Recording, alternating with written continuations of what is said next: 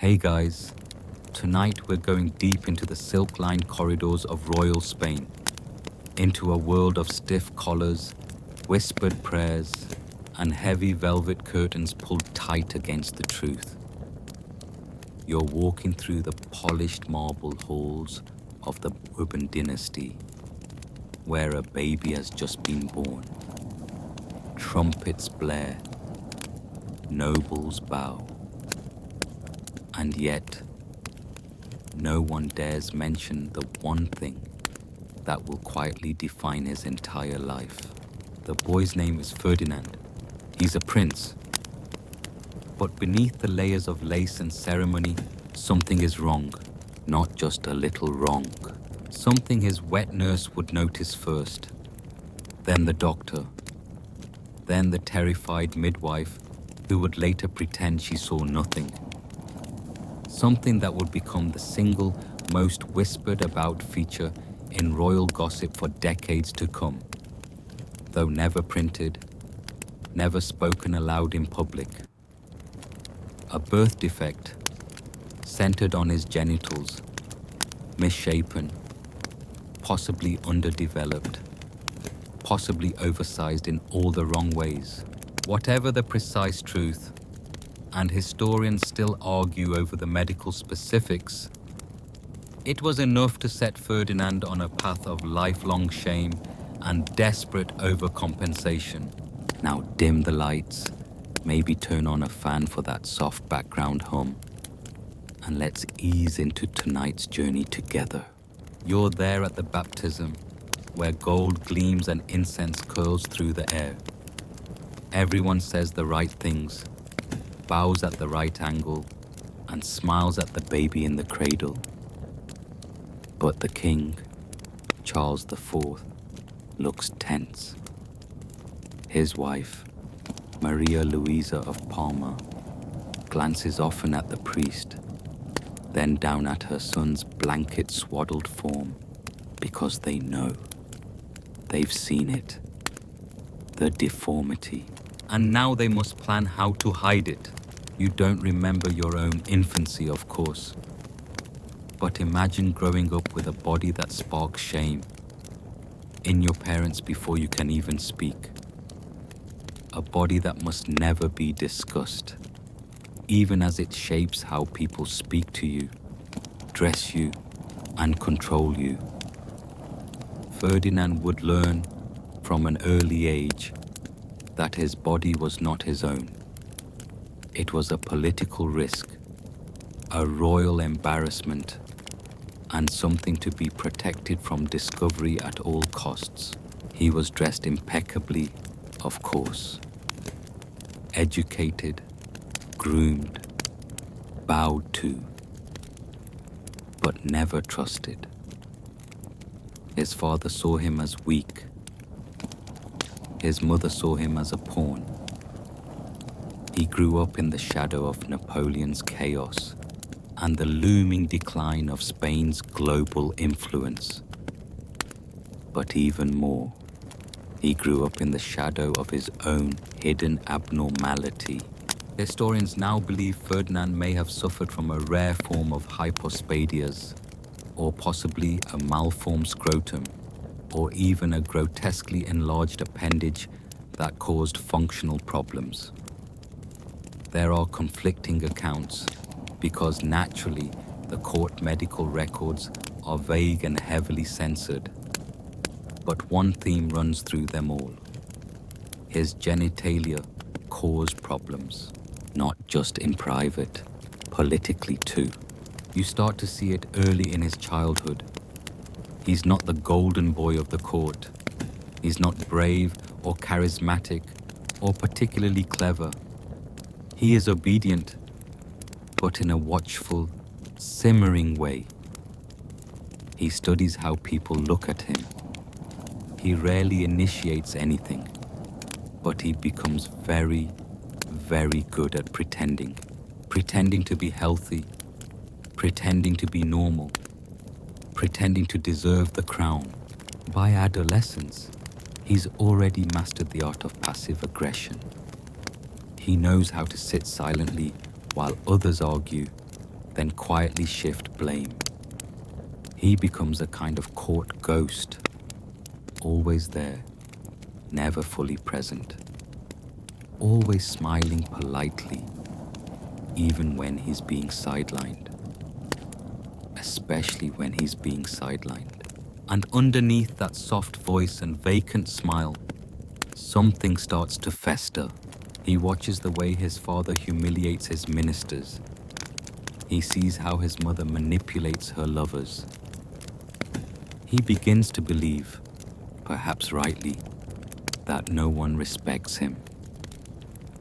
And yet, he's the heir. The boy with the secret. The boy whose manhood is broken, but whose crown is intact. He begins to resent everyone. By his teenage years, Ferdinand starts aligning himself with court factions opposed to his father. Not out of ideology, he has none, but out of bitterness.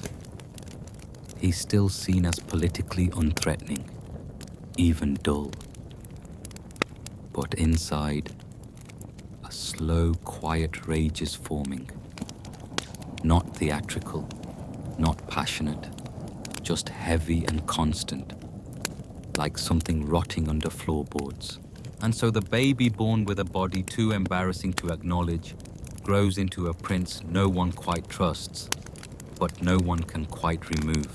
Because he still has one thing no one else does, the right bloodline. You begin to understand now that this is not a story of grand ambition or genius corrupted by power. It's something darker, sadder, more intimate. Ferdinand is a boy who grew up ashamed of himself. And ashamed boys, when handed thrones, do terrible things. You move through the thick silence of the Escorial Palace, where cold stone walls echo with footsteps and secrets. Ferdinand is now a young man, but still, no one speaks freely around him. He's the crown prince, yes, but also a puzzle no one wants to solve. You watch him walk stiffly down the corridor, his posture rigid, his eyes always glancing sideways, as if expecting laughter just out of earshot, because he knows. By this point, Ferdinand is deeply aware of his deformity, not just physically but socially, emotionally. His body is a constant source of anxiety. Whether it's true or not, he believes people know. Servants whisper, courtiers giggle, doctors give him vague looks. Every word of flattery feels hollow. Every compliment feels rehearsed. And so slowly, Ferdinand's mind begins to twist inward. He starts to read too much into glances. He overanalyzes casual comments. He begins to distrust everyone. This is where his paranoia begins, not in politics, but in humiliation. He is a young man obsessed with control, because he has no control over the one thing that defines manhood in his world: potency. You see it in his daily habits. He writes notes about who speaks to whom at court. He memorizes the way people look at his wife. He punishes servants for disrespect that no one else noticed. And always, quietly, he's watching, waiting to be laughed at. And yet, to the public, Ferdinand seems bland. He plays the part of the dutiful prince. He nods. He attends mass. He lets more charismatic figures dominate the room. But behind that calm mask, his imagination is busy building an entire world of betrayal. Now here's something odd. When you look at portraits of Ferdinand from this time, they show a man with a soft jaw, pursed lips, and empty eyes. Not cruel yet, but cautious, mild, a bit dull, almost forgettable. And that forgettability, strangely enough, becomes one of his most dangerous qualities, because no one takes him seriously, and he notices. He begins to lean into the role of the underestimated prince.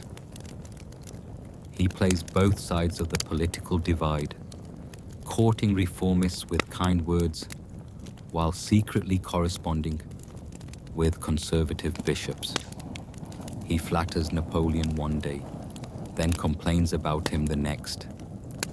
He begins to form alliances not out of vision, but out of resentment.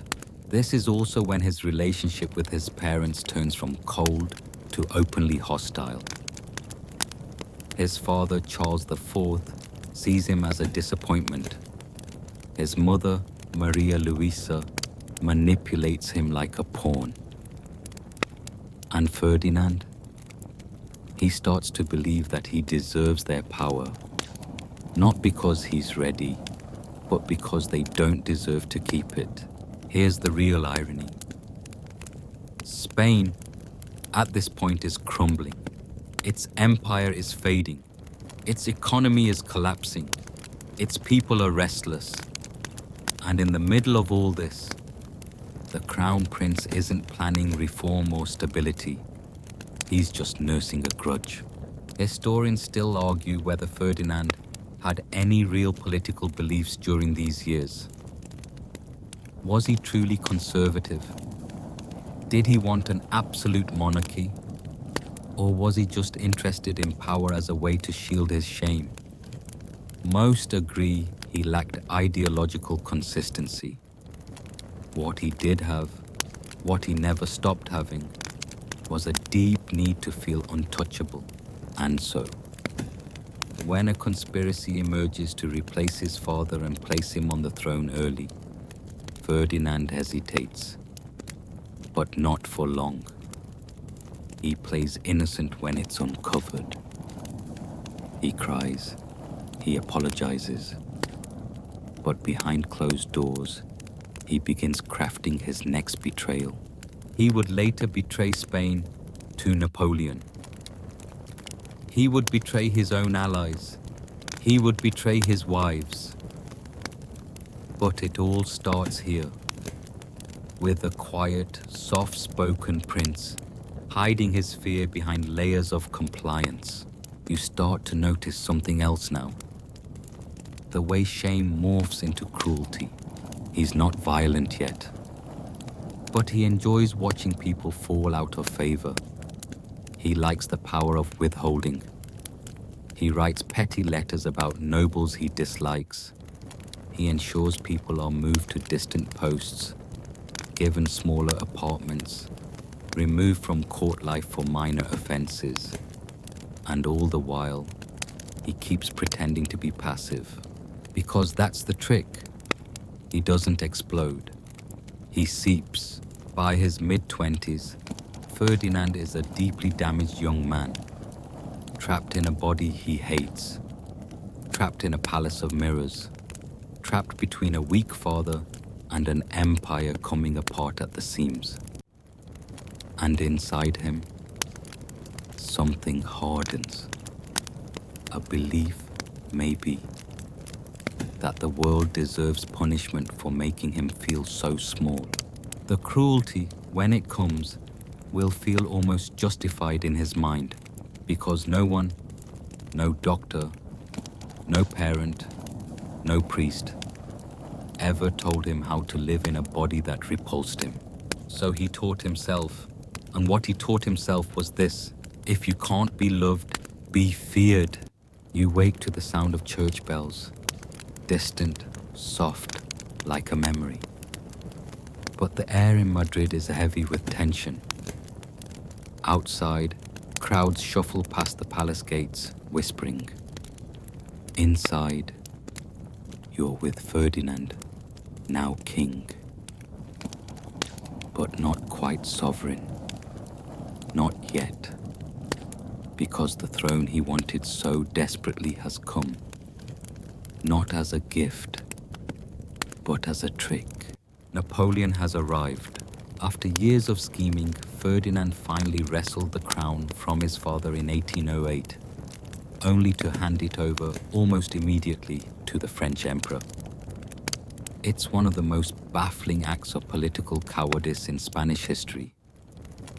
He surrenders without a fight, travels to Bayonne like a timid child summoned by an angry teacher. And when Napoleon forces him to abdicate, Ferdinand doesn't resist. He signs. He even smiles. You can almost hear the French laughing behind their gloves.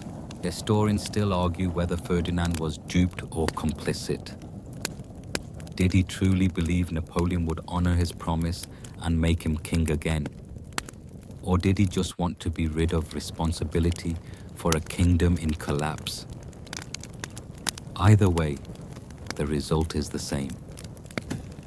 He gives up Spain in exchange for nothing. A hollow title, a brief spotlight, and a long exile in France. While Spain bleeds under French occupation, Ferdinand lounges in the Chateau de Valenciennes. He lives in odd luxury for a prisoner.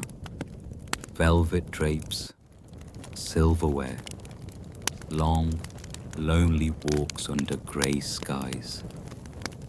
His handlers note that he eats compulsively, that he seems moody and withdrawn, that he's obsessed with his health. And here, far from home, Ferdinand's mental instability festers. You see it in his obsession with succession. Again, he demands updates on Spain not about battles, but about heirs. Who's dying? Who's having children? Is the throne safe? His thoughts spiral inward again. He becomes convinced that without an heir of his own, Spain will fall to his enemies, or worse, his relatives. He starts reading medical texts. His servants find anatomy diagrams in his quarters. There are rumors he consults strange doctors and folk healers to fix his condition. One story, almost certainly exaggerated, claims he considered surgery to correct the deformity that had haunted him since adolescence. Another has him sending letters to Rome, begging for a church-approved remedy for his masculine blockage. The desperation is, well, it's almost heartbreaking. But tragedy doesn't soften him, it hardens him. By the time Napoleon collapses and the Spanish people begin to clamor for their king's return, Ferdinand is no longer the anxious young man of court gossip. He's something colder, emptier. He's learned how to use charm like a dagger, smiling sweetly as he guts alliances. He signs documents with no intention of honoring them. He praises loyalists while plotting their exile. He has no friends, only tools. And the people, oh, they welcome him like a savior. When he returns to Madrid in 1814, he's met with cheers. They call him El Deseado, the desired one. The Spanish people, exhausted from war and disillusioned with liberal chaos, long for a strong hand, a familiar face. And Ferdinand, ever the actor, gives them a performance they'll regret for generations. He promises reform, he promises justice, and then he abolishes the Constitution, just tears it up. He reinstates absolute monarchy, bans dissent, arrests liberals and moderates alike, begins a reign so repressive, so violently reactionary, that even his former allies start to flinch. Secret police, torture chambers, exiles, executions, all the symptoms of a paranoid king clinging to power, terrified of ridicule, betrayal, and infertility. Because still he cannot produce an heir. 3 wives, no surviving children. His first marriage to Maria Antonia of Naples ended in tragedy. She died young, reportedly from tuberculosis. But whispers suggest her health was destroyed by repeated failed pregnancies. The autopsy, if it ever happened, was never shared. Ferdinand buried her and moved on. Cold, quick, distant. His second wife, Maria Isabel of Portugal, fared no better. She bore him a daughter who died in infancy, and then she too died from complications after childbirth. Friends of the Queen claimed Ferdinand never showed real affection, that he blamed her for their misfortune, that he grew colder with each failure. By the third marriage, to Maria Josepha Amalia of Saxony, things had spiraled into absurdity. The poor woman was so devoutly Catholic she reportedly refused consummation until receiving papal permission. And by then, Ferdinand had grown so erratic, so unpredictable, that even papal paperwork couldn't fix the damage. The marriage remained childless, and Ferdinand's mood, let's just say, it didn't improve. Here's where the lines between psychology and power get blurry, because now every policy seems personal. He targets educated women in court, suspicious of their influence. He refuses to delegate authority, terrified of being overshadowed. He lashes out at the press, convinced they mock him in code, and always the lurking shame, the suspicion that every noble snicker is about him, about what he cannot do, about what he lacks, about what he is. Historians still debate whether Ferdinand truly suffered from diagnosable mental illness. Was it severe narcissism, paranoia, something deeper? What's clear is this: his reign becomes an extension of his internal anguish. The repression is not strategic, it's compulsive, vindictive, self-soothing. By the end of this phase of his rule, Spain is no longer merely struggling, it's staggering. Colonial revolts flare across Latin America. The treasury is empty, the court is divided, and Ferdinand is busy inspecting his reflection. It's as if the entire empire has been reduced to a single man's wounded pride. And as you drift a little deeper into this dark fairy tale, you begin to feel the full weight of it. How one body, one secret, can twist a whole country into knots. You wake again, not to bells, but to silence. The kind of silence that wraps a dying kingdom. You're in Madrid, 1820, and something is cracking. Spain is no longer a kingdom, it's a crisis. South America is gone. The treasury is ruined. The court is a nest of spies and sycophants.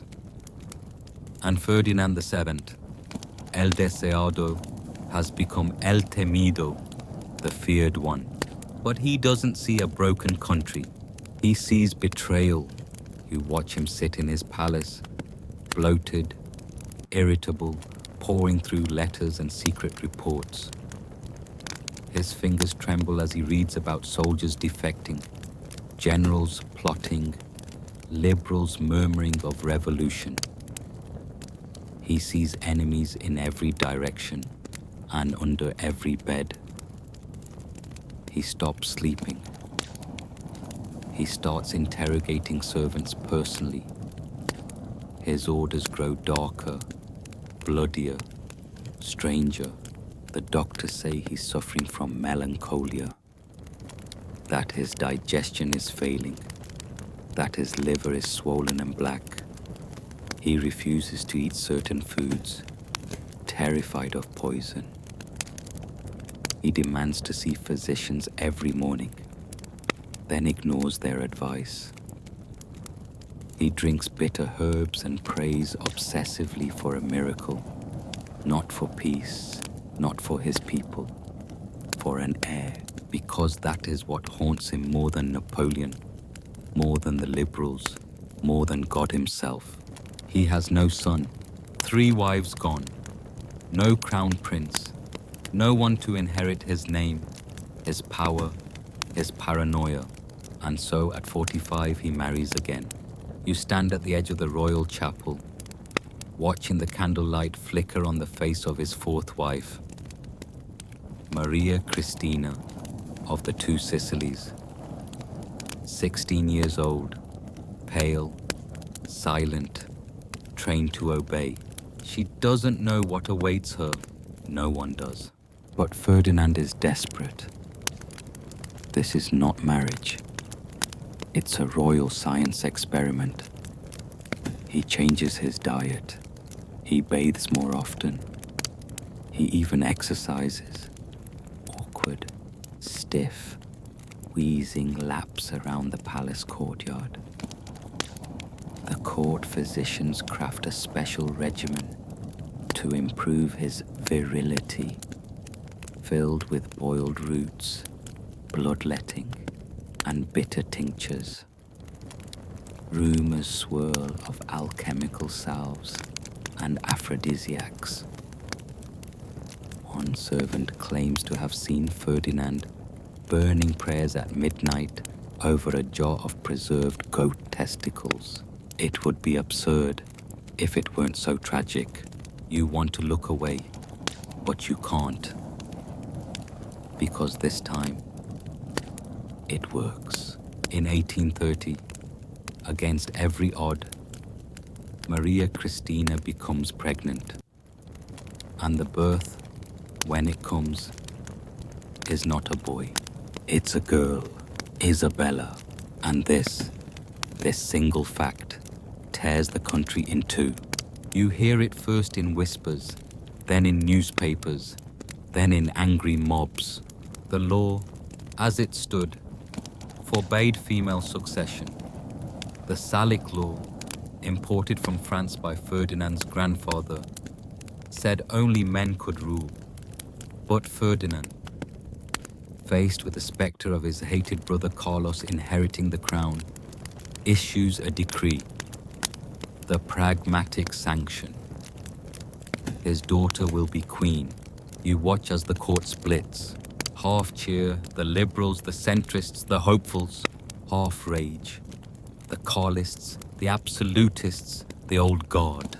Ferdinand, by now barely able to walk, drags himself into council chambers to argue, to command, to rewrite the very fabric of Spain's monarchy. Because the alternative, in his eyes, is worse than war. It's humiliation.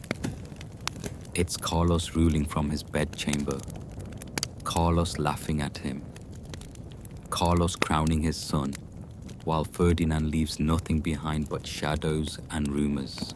The strain accelerates his decline. He swells with fluid, his teeth rot, his legs grow black with ulcers. The physicians bring leeches, then mercury, then nothing. His mind wanders. He mumbles to portraits. He caresses old baby clothes. He keeps a locket of Isabella's hair under his pillow and mutters prayers for a future she will never understand. You stand at the foot of his deathbed, 1833. The room is dark. The priests whisper. The air smells of incense and decay. Ferdinand VII dies clutching the hand of a 3-year-old girl. His final legacy, a child monarch, a divided kingdom, and a civil war that will last years. Because Carlos does not accept the pragmatic sanction, His supporters rise. They declare war in his name. The First Carlist War begins before Ferdinand's corpse is even cold.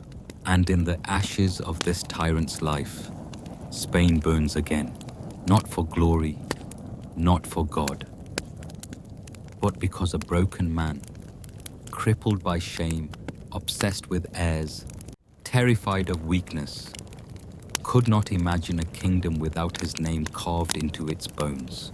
The story of Ferdinand VII ends with gunsmoke and cradle songs, a monarch dead, a baby queen, and a nation forced to pay the price for one man's body, one man's secrets, one man's fear. The bells toll across Madrid, slow, ceremonial, heavy.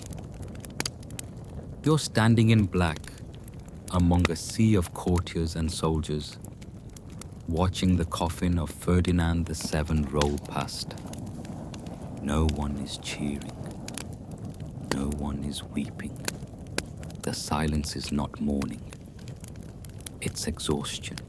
But Spain, as always, is not allowed to rest. Within weeks of his death, everything unravels.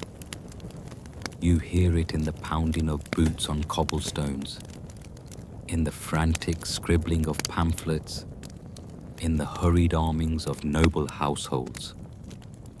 The Carlist War is no longer a threat.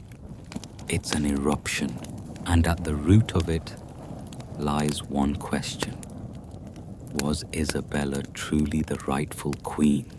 You remember her birth, how Ferdinand clutched her like a golden ticket to immortality, how he forced through the pragmatic sanction, rewriting centuries of law just to keep the crown away from his younger brother Carlos. But that decision, made out of fear, not principle, lights the match. Carlos declares himself king. His followers, the Carlists, launch a holy crusade to restore tradition, to erase Isabella, to undo Ferdinand's final act. And in this ideological chaos, Spain fractures. It's not just about a throne. It's about everything Ferdinand broke, because his reign left no strong institutions, no consensus, no peace. Only confusion, mistrust, and a child queen surrounded by regents and schemers. And so, for the next 40 years, the country becomes a revolving door of coups, rebellions, and civil wars. The monarchy becomes less a source of unity and more a chess piece in the endless brawl between conservatives and liberals, between future and past. And all of it can be traced back to Ferdinand himself. You hear historians whisper the same phrase over and over: a king without vision, a king consumed by self. He never led a war. He never drafted reforms. His only true cause was survival. And survival, for Ferdinand, meant obsession. Obsessed with control, with inheritance, with his image. You think back to those strange daily rituals, how he examined his food, reread old love letters, demanded his portraits be retouched to make his jaw stronger, his chest broader. There was never a Spain in his head, only himself in Spain. And when his body betrayed him, when his anatomy became a source of fear and mockery, that obsession deepened. His policies hardened, his heart closed. You hear whispers from court physicians who attended him late in life. They describe a man riddled with infection, sexually disfigured, barely able to stand, yet still demanding concubines, still mumbling about virility and legacy. Some say he ordered the construction of secret rooms, decorated with mirrors and velvet, where he could try to correct what nature had made wrong. Others say he wept after every failed attempt at intimacy. Historians still argue whether these rumors are real or exaggerated, whether his deformities were anatomical fact or just the gossip of a disgusted nobility. But in the end, it doesn't matter, because the impact, the fear, the cruelty, the paranoia was real. You look at Isabella, now queen, barely old enough to read, surrounded by men with swords and laws. She never asked for this crown. It is a curse, born not of destiny, but of one man's refusal to confront his demons. And still Ferdinand's defenders persist. They say he saved Spain from liberalism, that he preserved the monarchy during a storm of revolution, that he was a product of his time, cruel, yes, but necessarily so. They point to Napoleon, to France, to the dangers of modernity. But for every voice that defends him, 10 rise to condemn. They remember the purges, the secret police, the wives who died trying to give him sons, the court that whispered behind lace fans about the king's strange condition.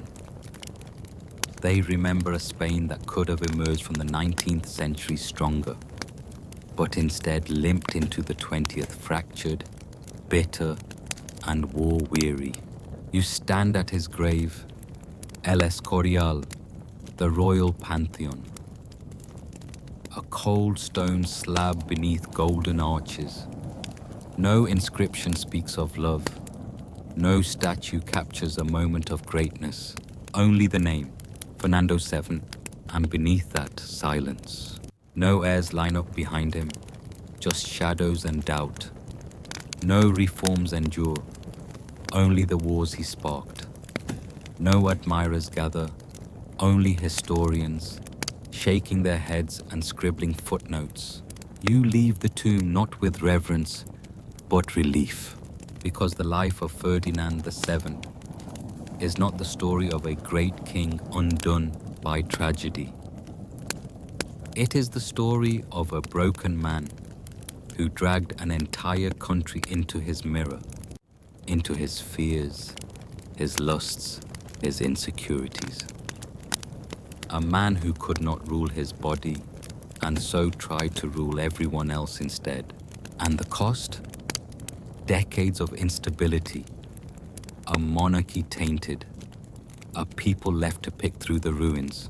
That's the legacy. That's the consequence. That's Ferdinand VII. You return to the beginning, not the beginning of Spain, or monarchy, or empire, but to the private beginning of Ferdinand VII's reign.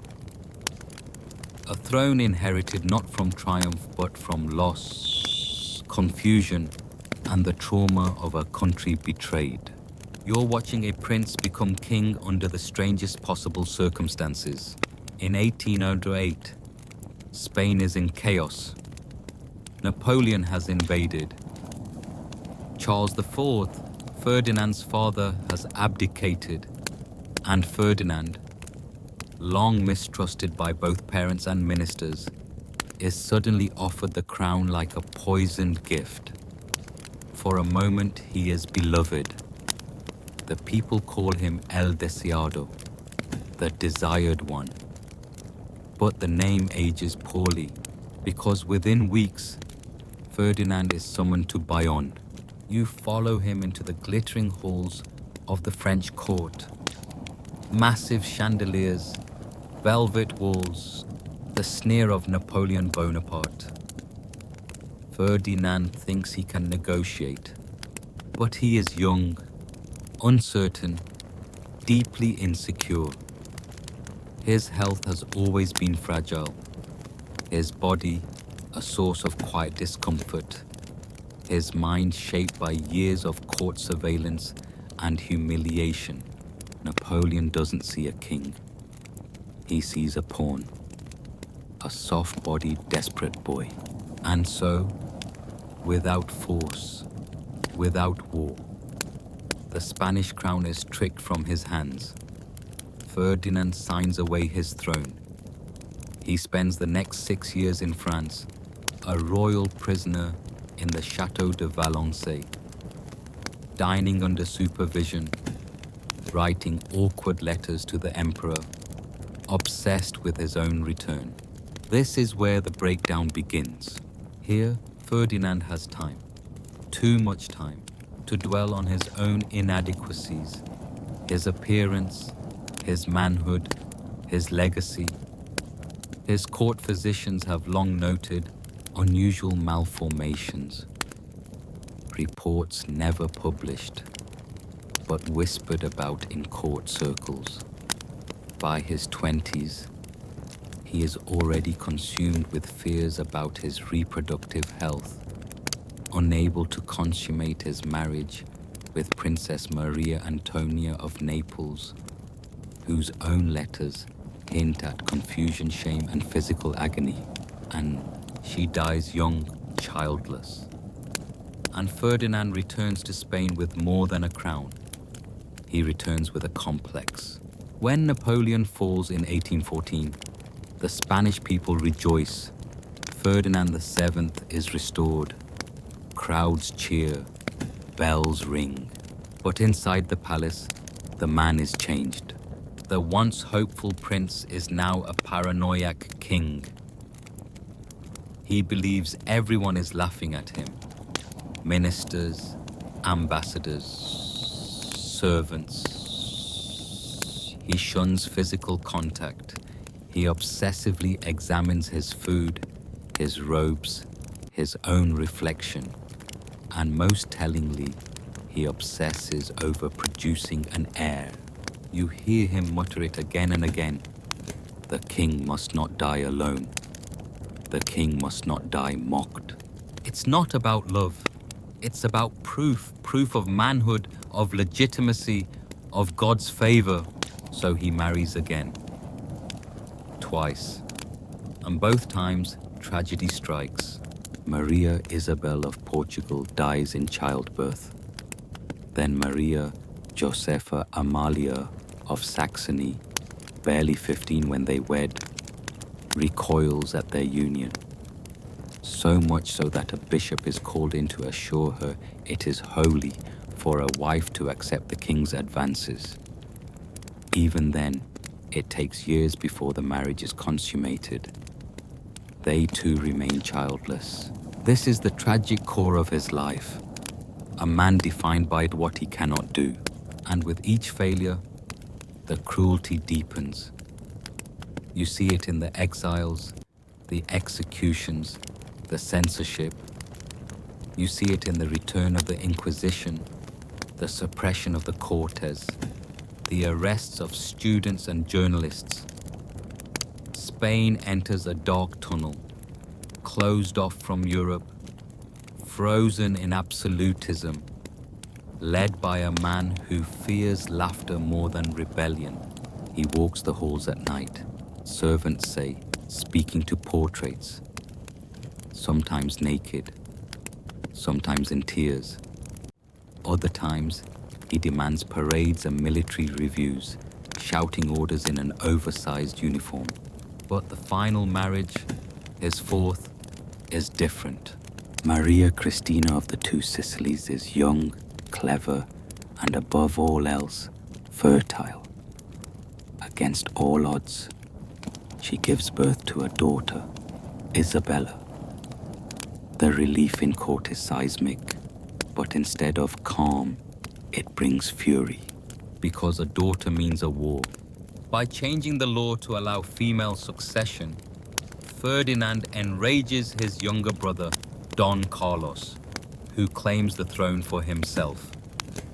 Spain is plunged into civil war, the Carlist wars that last generations. And that child, Isabella, will grow up not in celebration, but in constant threat. Her reign will be contested from the moment it begins. So what did Ferdinand achieve? He kept the crown, but at the cost of Spain itself. He fathered an heir, but only after decades of humiliation, coercion, and medical desperation. He ruled, but never governed, never reformed, never inspired. And as you step back from his final portrait, a stiff, pompous pose with a forced smirk and overstuffed military medals, you realize the deeper tragedy. This was a man ruled by shame, not by ambition, not by greatness, but by a crippling physical insecurity that poisoned every part of his reign, from the bedroom to the battlefield to the throne. A deformity kept secret by courtiers shaped the fate of a kingdom, and Spain would pay for it. Generation after generation, you now stand in a palace grown quiet with illness. Ferdinand VII, once called El Deseado, now looks like a man decomposing before death. His body is bloated, his face sags, his voice wheezes. He's barely 50, but looks 80. Servants speak of suppurating sores, failing bowels, and a stench that clings to everything he touches. The royal physicians prescribe leeches, then mercury, then prayer. None of it works. The king is dying, but not quickly. His decline drags on for years, and with it, the rot at the heart of Spain becomes impossible to ignore. Famine, corruption, political repression so brutal that even former loyalists whisper of escape. Still, Ferdinand clings to life and power and legacy. He insists on presiding over councils even when too weak to stand. He signs edicts with a trembling hand that no one dares question. His final years become a grotesque performance of kingship, a kind of living taxidermy where court ritual continues long after all true governance has collapsed. But what haunts him most is not the rebellion brewing in the countryside. It's the question of succession, because Don Carlos is waiting, watching, whispering to the clergy and the army, saying what many already believe, that Spain should never be ruled by a woman, that Isabella's claim is unnatural, that Ferdinand's insistence on female succession is a blasphemous betrayal of God and tradition. And behind that outrage lies a quieter insinuation, one that cuts Ferdinand deeper than any rebellion. If he fathered only a daughter, was he truly a man at all? It's personal. Ferdinand knows it. You watch him issue decree after decree, reaffirming Isabella's right to rule. You watch him force nobles to sign oaths of loyalty to the girl. You watch him scream at ministers who so much as hesitate. His paranoia reaches a fever pitch. He fires trusted aides. He bans newspapers that question the succession. He surrounds himself with spies. At night, he paces, clutching his belly, cursing Don Carlos, muttering to portraits of his dead wives. But in the end, even a king cannot outlive biology. On September 29th, 1833, Ferdinand VII finally dies, gasping, swollen, trembling, surrounded not by dignitaries or adoring subjects, but by fearful attendants and a frightened, tenacious wife, Maria Cristina, who now must fight for her daughter's throne. His death does not bring peace, it brings civil war. Don Carlos declares himself king. Armies march, towns burn, priests are hanged. Liberals and absolutists slaughter each other in the name of a broken dynasty.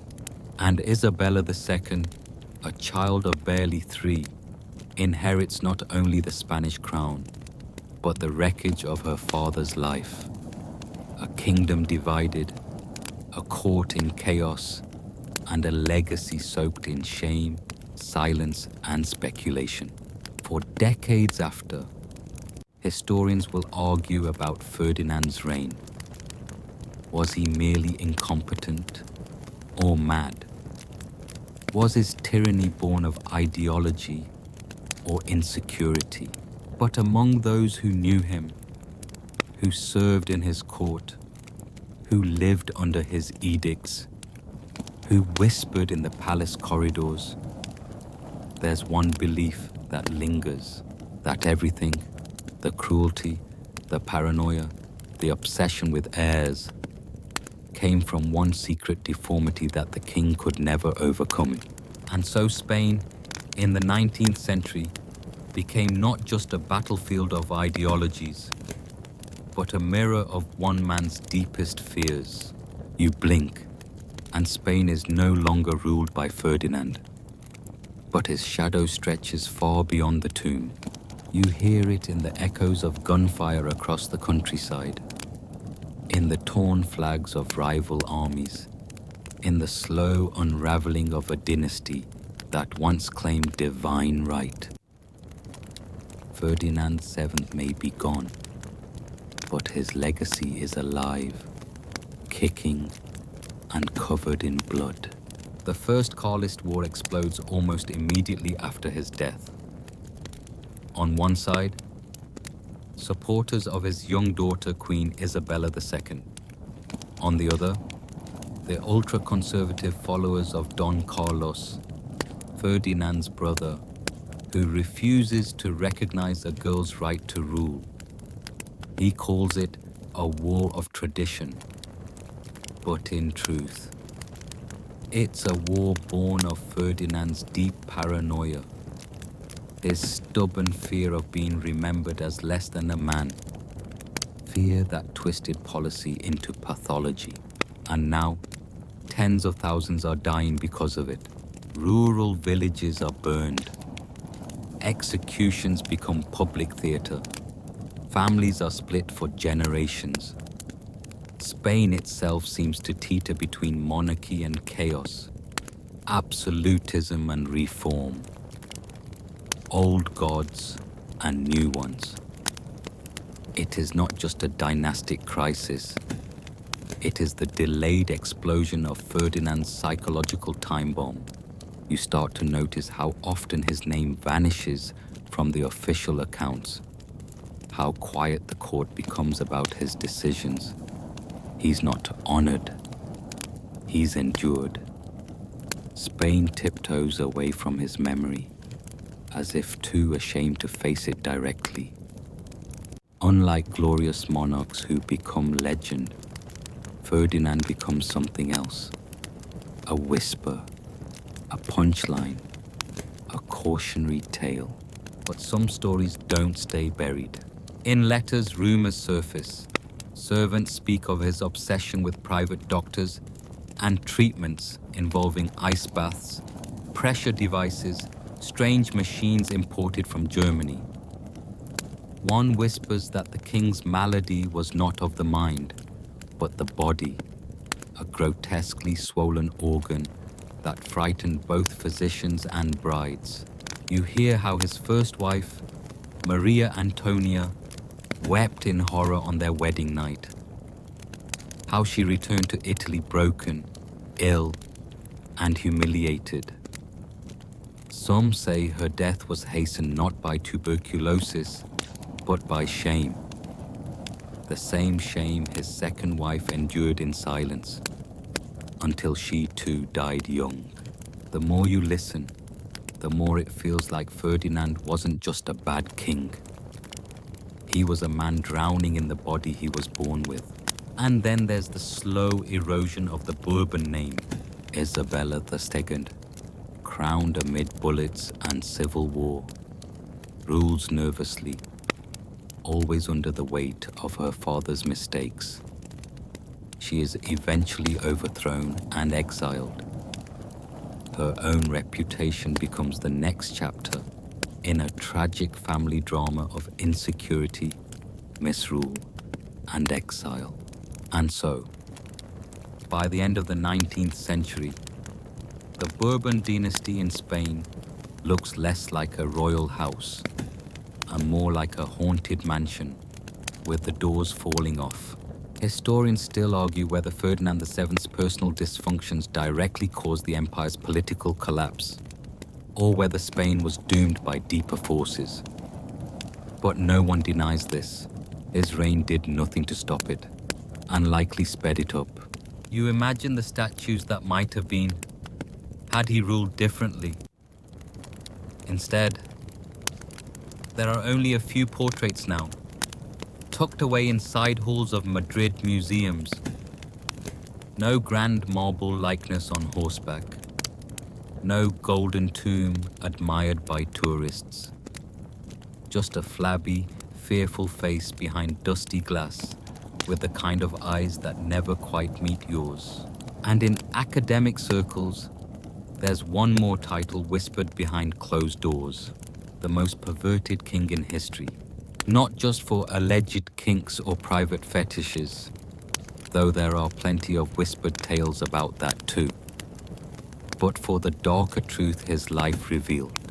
That personal trauma, when combined with absolute power, becomes a public disaster.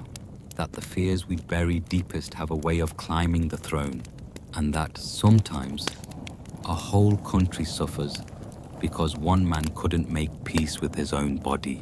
And now, as the dust of Ferdinand's reign settles into history books and whispered legends, you're left with something murkier than mere fact: the legacy. Not the legacy of a builder or a hero, but the fragmented echoes of a man who tried to mold a kingdom around his fears. You sit with it for a moment. How everything in his world circled back to control, to needing it, to fearing its loss, to punishing anyone who reminded him he didn't have it. Take, for instance, his treatment of the press. The moment he regained power in 1814, Ferdinand abolished the Constitution of Cadiz, dissolved Parliament, and crushed every liberal voice he could find. Newspapers were censored or shut down. Writers arrested, tortured, exiled. And why? Because their words threatened the illusion of his perfection, his masculine authority, his divine image. But behind the curtains he was desperately fragile, haunted by whispers, consumed with his appearance. There's even an old court account describing how Ferdinand ordered his own portraits touched up to hide the puffiness of his face, a minor vanity. Until you realize that every flaw on the canvas felt like a threat to his rule. He wanted to be seen as a king, but not just any king. A manly king, a fertile king, a king who fathered nations. And that's where the legacy gets complicated. Because in the end, Ferdinand did produce an heir, Isabella II, born to his fourth wife, Maria Cristina. But even that came wrapped in national drama. Her succession sparked civil war, divided the country, and fed into generations of instability. You begin to see how his entire legacy hinges on failure. Failed marriages, failed reforms, failed peace. Even the restoration of Bourbon rule, which came years later, arrived not because of Ferdinand's brilliance, but because Spain had run out of better options. Historians still argue whether he was a tyrant or a puppet, an isolated madman or a cunning manipulator. Was he sincerely ill, both mentally and physically? Or was he playing on fear, weaponizing pity, and using illness as an excuse to crush dissent? There's no clear answer. But the record shows a chilling consistency. anytime his personal insecurities were exposed, others paid the price. He had liberals hanged for suggesting he limit his power. He ordered mass purges of civil servants simply for sympathizing with the French Constitution. He kept secret files on those who laughed too loudly at court. Yes, laughed. And throughout it all, the most devastating irony. He believed he was saving Spain, that his brutality was righteous, that his purges were protection, that his silence about his body and mind was somehow noble. But what he was really doing was leaving landmines. Every time he rewrote a law to secure his throne, he made Spain weaker. Every time he silenced a rival, he made the opposition more radical. Every time he pretended to be whole, he deepened the fracture beneath. And as you trace the decades after his death, the wars, the revolutions, the exile of Isabella, the rise of republicanism, you can feel the country limping forward with a wound it never asked for. A wound that came from the top down, a wound named Ferdinand. By the early 20th century, few want to speak of him. He becomes an embarrassment, a footnote, a cautionary line in dusty lectures. But his decisions echo still, buried in Spanish lore and legend. His is not a legacy of grandeur, it's a legacy of damage, of personal dysfunction scaled up to national disaster. You remember what they whispered at court? That his body was grotesquely mismatched, that doctors struggled to describe what they saw without blushing, that his shame, his obsessions, his cruelty, all began not with ambition, but with the shape of the man beneath the crown. It makes you wonder how many kings ruled not because they were worthy, but because no one dared to say otherwise. And how many nations still suffer because someone like Ferdinand VII got to rewrite the rules in his own twisted image. His reign has ended. His family's golden age is long gone. But his story still speaks, quietly, queasily, from the shadows of power. And now, in the hush before sleep, you reach the end, not of a reign or a chapter in history, but of a deeply human unraveling. The last days of Ferdinand VII are not dramatic.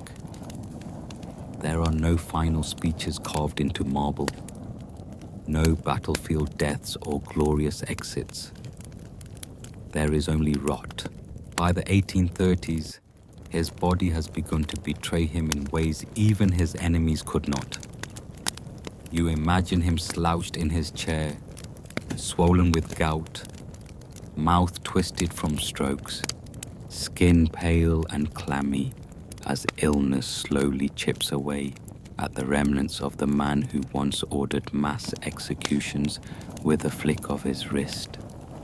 You can almost hear the labored breath, the shuffled steps, the curtains always drawn too tightly to block out what he feared most, public scorn. Public. Because by now, his paranoia is no longer political. It is personal. He believes his own daughter, Isabella, is being plotted against by enemies real and imagined. He suspects Maria Cristina, his fourth wife, of disloyalty. He swaps advisors like socks. The court tiptoes around him, unsure whether he will lash out, break down, or forget the conversation entirely.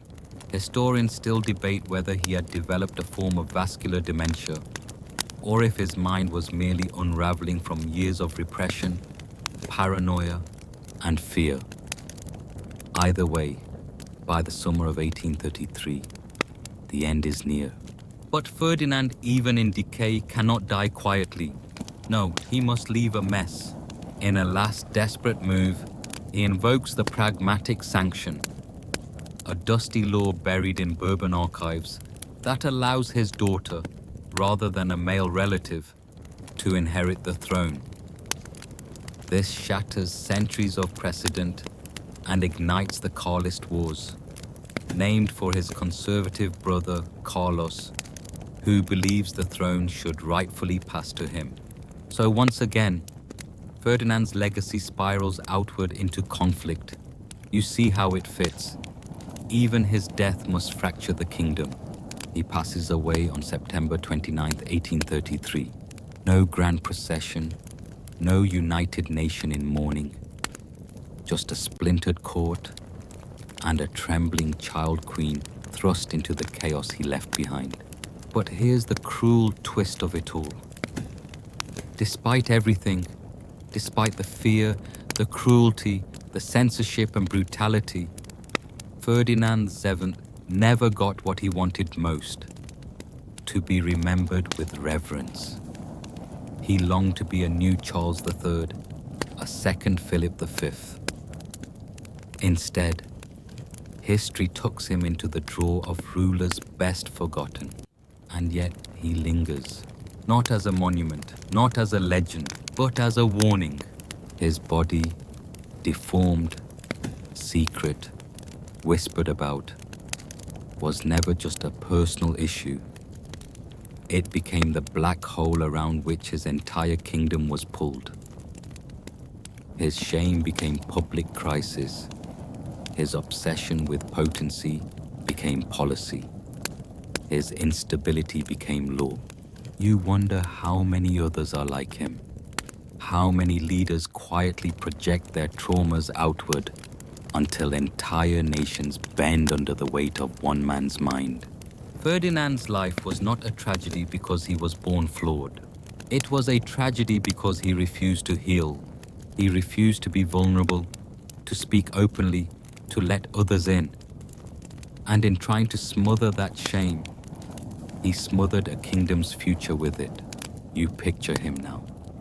Not in his prime, not on a throne, but alone. In his last hours, surrounded not by glory, but by people too afraid to speak. The legacy of a man so terrified of being mocked that he destroyed everything to make sure no one laughed. And still the whispers never stopped. Not then, not now. So now, as your eyes grow heavy and the sound of history fades to a hush, let's breathe slower for a moment. Let Ferdinand drift into the distance, his chaotic court and shadowed fears dissolving like mist. You're safe now, tucked beneath your sheets, the world outside quiet and still. No court to navigate, no plots to unravel, just the soft hum of the night and the rise and fall of your breath. The story we've told tonight may be full of dark corners, but it carries something more than just scandal. It's a reminder of how fragile even the most powerful people can be, how the cracks in one person can become the fault lines of an entire era, and how sometimes history isn't about the grand battles or the royal decrees, but about the quiet, broken things that no one was supposed to see. The candlelight has dimmed. The palace walls have crumbled. The voices of fear and fury have faded into the long silence of time. Let them rest there. Let your thoughts soften. Your body sink deeper into warmth and your breath grow slow and easy. Because tonight, you've traveled through the strange chambers of a troubled life, and you've made it through. There's nothing left to fix, nothing more to fear. Just stillness, just sleep, just peace.